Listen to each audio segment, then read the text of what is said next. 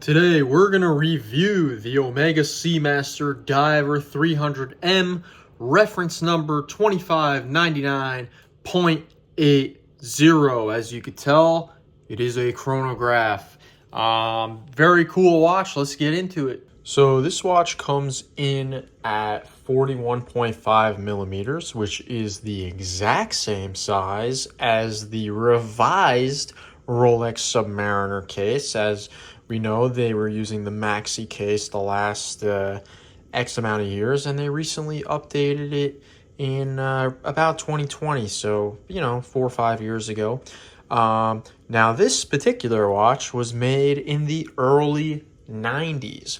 I believe these were made starting in 1993, and they went for a decent amount of time. I think they went, well, I'll put on the screen what they went to. I'll put on the screen the exact dates these were in production, but there's a few different models of these. There's a titanium version, and then there's the steel version.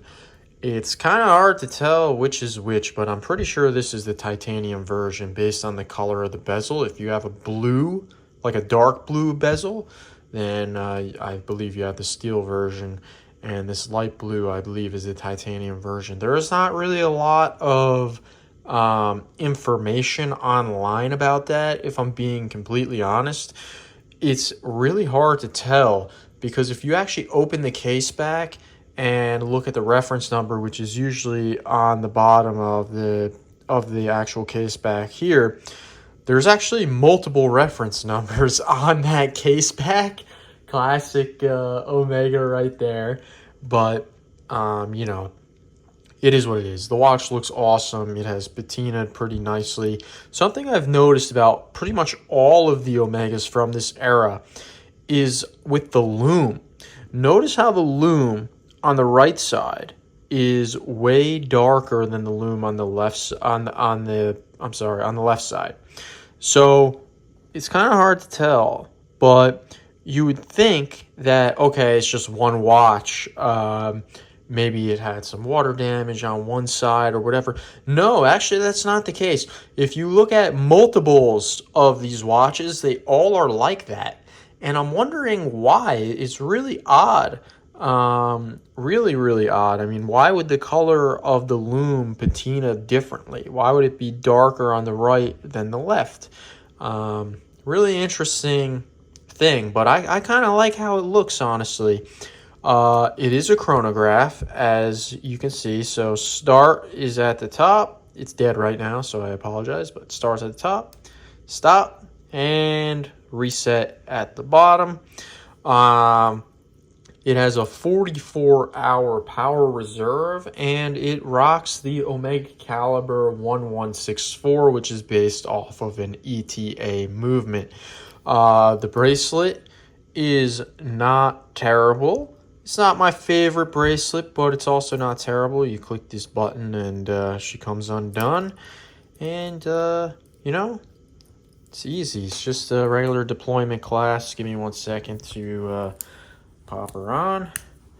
There we go. Clicks right in there.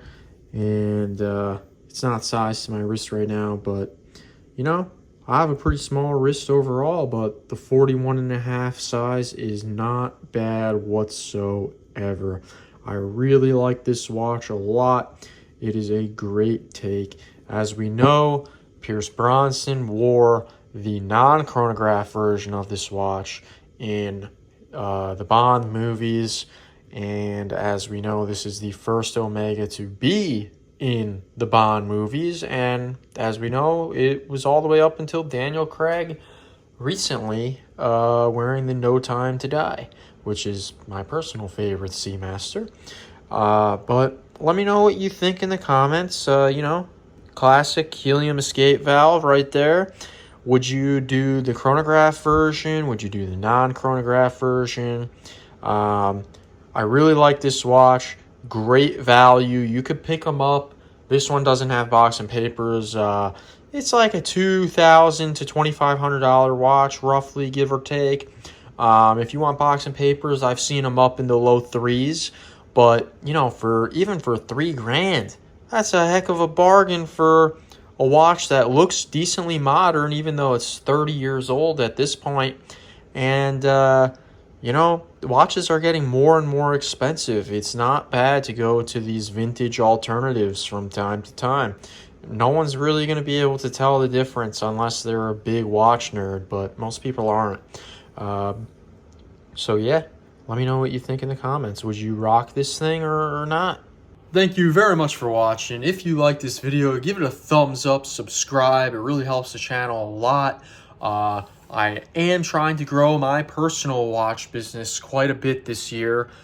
This piece is actually for sale at the time that this video is airing. You can message me if you're interested. Can't promise you it's going to still be for sale by the time you watch the video. But, you know, and in the comments, write down if you would prefer the chronograph version of this watch or the non-chronograph version. Either way, it would be cool to get your opinion. Until next time, thank you very much for watching. Peace.